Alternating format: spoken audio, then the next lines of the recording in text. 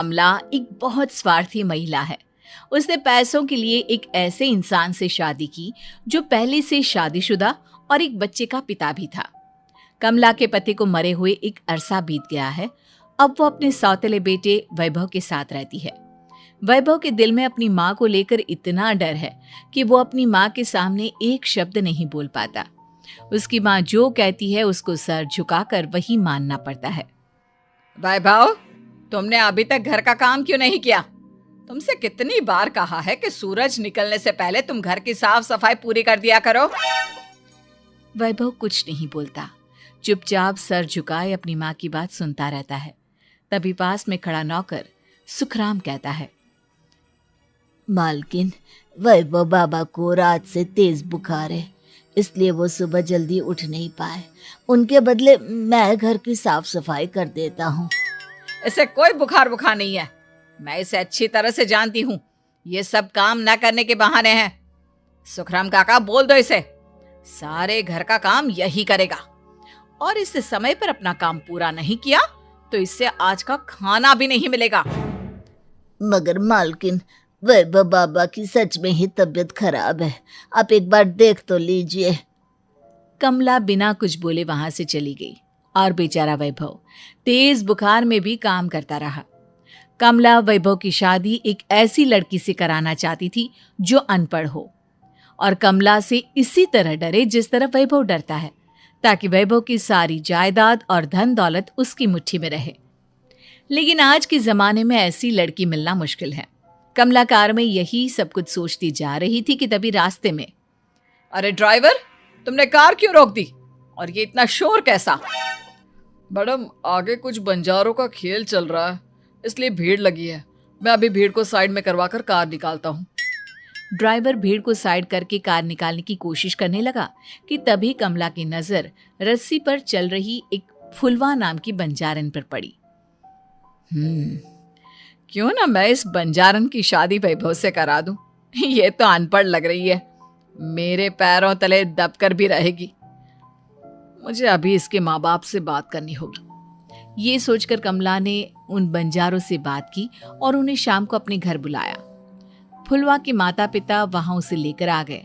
उन्होंने इतना आलीशान घर पहले कभी नहीं देखा था। अच्छा हुआ आप लोग आ गए।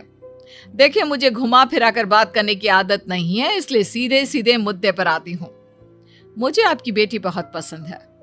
मैं अपने इकलौते बेटे की शादी आपकी बेटी फुलवा से कराना चाहती हूँ। इसके बदले में आप जो चाहो वो ले सकती हैं। तभी फुलवा की माँ कहती है, ये क्या कह रही है मैम साहब? कहीं आप हमारी गरीबी का मजाक तो नहीं उड़ा रही ना? आप मेरे बेटे से मिल लो। अगर आपको मेरा बेटा पसंद आता है तो मैं कल से ही शादी की तैयारी शुरू कर दूंगी। सुखराम, वैभव को लेकर आओ। फुलवा अपनी माँ के कान में फुसफुसाती है, माँ, कहीं इस मेम साहब का छोरा पागल तो ना है? फुलवा अपनी माँ से बात कर रही होती है कि वैभव वहां आता है। फुलवा उसे देखती ही रह जाती है और उसके माता पिता उसकी शादी तय कर देते हैं। शादी वाले दिन किसी को फुलवा और वैभव की बेमेल विवाह की बात समझ में नहीं आती। फिर भी एक औरत कमला से पूछ ही लेती है, कमला जी, आपने अपने इकलौते बेटे की शादी देहाती गवार से क्यों करा दी? ये बंजारन आपके घर की बहू बनने लायक तो नहीं है। कम से कम अपने स्टेटस का ही ख्याल कर लिया होता। बहू तो अपने टक्कर की लाती, आपने तो बंजारन को ही बहू बना लिया। अब कमला को समझ में नहीं आ रहा था कि इस बात का क्या जवाब दे। वो कुछ देर चुप रही और सोच समझ कर कहती है, बहन जी, आपको तो पता है आजकल के बच्चे किसी की बात कहाँ सुनते हैं। मैं तो अपनी बहू एक पढ़ी लिखी और अपनी सोसाइटी की ही ढूंढ रही थी। लेकिन मेरे बेटे ने मेरे सामने इस बंजारन को लाकर खड़ा कर दिया। बोला कि मैं शादी करूंगा तो इसी से। अब भला मैं क्या करती, मुझे अपने बेटे के सामने झुकना ही पड़ा। कमला की ये बातें सुखराम भी सुन रहा था। उसने ये सारी बातें वैभव को जाकर बता दी। काका, मैं तो फुलवा को जानता भी नहीं, फिर माँ मेरे बारे में झूठ क्यों कह रही है? अरे बेटा, तुम कितने भोले हो, तुम्हें कुछ भी नहीं पता। तुम्हारे पिता अपनी सारी संपत्ति तुम्हारे नाम करके गए हैं। तुम्हारी माँ नहीं चाहती कि यह संपत्ति तुम्हें मिले, इसलिए उन्होंने तुम्हारी अनपढ़ लड़की से शादी करवाई ताकि तुम्हारी तरह वो भी अपने हक के लिए आवाज ना उठा सके। सुखराम काका, मैं क्या करूं, आप ही बताओ। माँ के सामने आते ही मेरे हाथ पैर कांपने लगते हैं। मैं माँ को कुछ भी नहीं कह पाता। वे दोनों बात कर ही रहे थे कि अचानक कमला वहां आ गई। कमला को देखकर दोनों घबरा गए। तुम दोनों फिर कभी बातें कर लेना, अभी फेरों का समय हो गया है, चलो जल्दी आओ। इस तरह फुलवा और वैभव की शादी हो गई। अगले दिन कमला ने फुलवा को बुलाया और उसे नसीहत देने लगी।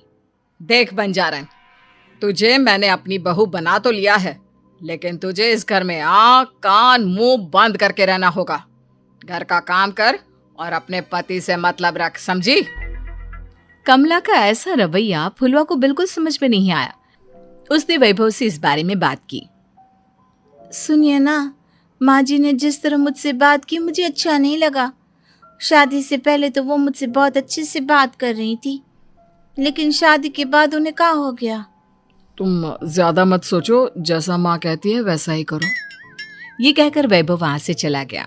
अगले दिन वैभव को घर के नौकरों की तरह काम करता देख फुलवा को बहुत हैरानी हुई। फुलवा ने इस बारे में सुखराम काका से बात की तो सुखराम काका ने फुलवा को सारी बात बता दी।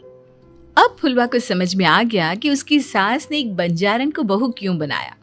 एक दिन वैभव घर का काम कर रहा था, तभी उससे कांच की प्लेट टूट गई। किसने गिराई ये कांच की प्लेट? वैभव को वहां खड़ा देख कमला ने छड़ी से उसे मारना शुरू कर दिया। उसके पैर में कांच चुभ गया और खून बहने लगा, लेकिन फिर भी कमला उसे मारे जा रही थी। ये देखकर फुलवा ने कमला के हाथ से छड़ी छीन ली और तोड़कर फेंक दी। बंजारन, तेरी इतनी हिम्मत, तूने मेरे हाथ से छड़ी छीनी? कमला फुलवा को थप्पड़ मारने ही वाली थी कि फुलवा उसका हाथ पकड़ लेती है। ओ सस माँ, मन्ने मॉम की गुड़िया ना समझ लियो। बंजारन हो बंजारन, ईंट का जवाब पत्थर से देना जानती हूँ। आज के बाद मेरे या वैभव जी के ऊपर हाथ उठाने की सोचियो भी ना, समझी ससु माँ? ये कहकर फुलवा वैभव को लेकर वहां से चली गई। उसने वैभव के पैर पर पट्टी बांधी, उसके आंसू पोंछे। वैभव ने पहली बार किसी के दिल में अपने लिए इतना प्यार महसूस किया। अब फुलवा वैभव का हर काम में हाथ बटाती, उसका बहुत ख्याल रखती। इस तरह दोनों बहुत ज्यादा नजदीक आ गए। वहीं दूसरी ओर कमला सारी जायदाद अपने नाम करने की साजिश करने लगी। और एक दिन, वैभव, वैभव, जल्दी बाहर आओ। कमला की आवाज सुनकर वैभव और फुलवा अपने कमरे से बाहर आ गए। जी माँ, आपने बुलाया? ये ले, इन कागजों पर साइन कर दे। वैभव कागजों पर साइन करने ही वाला था कि फुलवा वैभव के हाथ से पेन छीनकर कहती है, ना वैभव जी, आप इस पर हस्ताक्षर नहीं करेंगे। आओ बंजारन, मैं तुझसे बात नहीं कर रही। ये बात मेरे और मेरे बेटे के बीच की है। चुपचाप पेन दे दे, नहीं तो तेरी खाल उधेड़ लूंगी। ससु माँ, बंजारन की खाल इतनी भी ढीली ना होवे कि कोई भी उधेड़ लेवे। जो यकीन ना आता हो तो देख ले उतार के। और हाँ, बंजारन जरूर हूँ पर अनपढ़ ना हूँ। मन्ने भी पता है कि किसी भी कागज पर साइन करने से पहले उसे अच्छी तरह पढ़ लेवे हैं। पेन देती है या नहीं? ये कहकर कमला फुलवा को मारने आई तो फुलवा ने कमला को धक्का दे दिया और वो नीचे गिर गई। कमला डरकर वहां से भाग गई। अब फुलवा ने वो कागज उठाए और वैभव के साथ सीधा वकील के पास चली गई। वकील ने वो कागज देखे और फुलवा को बताया, वैभव के पिता की सारी जायदाद और संपत्ति वैभव के नाम है, लेकिन वैभव की सौतेली माँ इस संपत्ति को अपने नाम कराना चाहती है, इसलिए इन कागजों पर वो साइन करा रही थी। तो अब हमें क्या करना चाहिए वकील साहब? वकील ने फुलवा और वैभव को सब कुछ अच्छी तरह से समझा दिया। अब दोनों घर पर पुलिस को लेकर पहुंचे। कमला पुलिस को देखकर घबरा गई। पुलिस ने कहा, आपके नाम की कंप्लेंट हुई है, आपको हमारे साथ थाने चलना होगा। कंप्लेंट? कैसे कंप्लेंट? आप अपने सौतेले बेटे पर बहुत अत्याचार करती हो, धोखे से सारी जायदाद अपने नाम करा रही थी। अब नहीं इंस्पेक्टर साहब, जरूर ये मेरी बहू की कोई साजिश है, इसने गलत कंप्लेंट की है। मैडम, शिकायत आपकी बहू ने नहीं बल्कि आपके बेटे वैभव ने की है। कमला वैभव का नाम सुनकर दंग रह गई। जिस बेटे ने कभी उसके सामने सर नहीं उठाया था, आज वही बेटा उसके सामने पुलिस को लिए आया है। वैभव, तुम्हारी इतनी हिम्मत कि तुम पुलिस को ले आए? हाँ माँ, मैं लाया हूँ पुलिस को, और मेरे अंदर इतनी हिम्मत कभी ना आती अगर फुलवा मेरा साथ ना देती। आपने बंजारन बहू को लाकर अपने ही पैर पर कुल्हाड़ी मारी है माँ। मैडम, अब की बात खत्म हो गई हो तो चलो हमारे साथ। वैभव, मुझे माफ कर दो, मुझे थाने मत भेजो। आज के बाद मैं तुम्हें कभी नहीं मारूंगी, तुम्हें कभी परेशान नहीं करूंगी, मुझे माफ कर दो। वैभव अपनी कंप्लेंट वापस ले लेता है और पुलिस वहां से चली जाती है। वैभव अपनी सौतेली माँ से कहता है, मैंने पुलिस को वापस तो भेज दिया है, लेकिन मैं आपको माफ नहीं कर सकता। आपने बचपन से आज तक कभी मेरे सर पर हाथ नहीं रखा, हमेशा मुझे मारती रही, नौकरों की तरह बर्ताव करती रही। आप इस घर में नहीं रह सकती, चली जाइए यहाँ से। कमला घर छोड़कर चली गई और सड़क किनारे खड़ी होकर सोचने लगी, काश मैंने वैभव को माँ की तरह प्यार किया होता तो आज मैं इस तरह से बेसहारा ना हो जाती।